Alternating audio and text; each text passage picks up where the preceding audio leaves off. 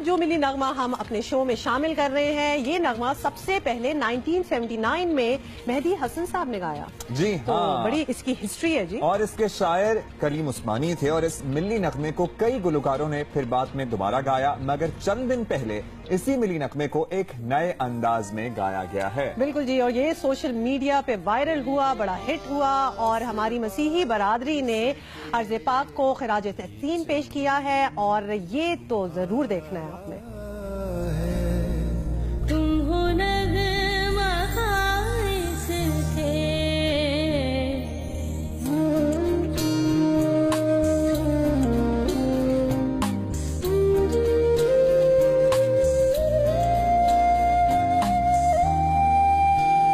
ये ज़मीं मुक़द्दस है, माँ के प्यार की सूरत, इस चमन में तुम सब हो, बरगोबार की सूरत देखना गवाना मत, दौलते यकीन लोगों ये वतन अमानत है, और तुम अमीरों हो, ये वतन तुम्हारा है, तुम हो पास वारिस के, ये चमन तुम्हारा है, तुम हो नग़मा इसके।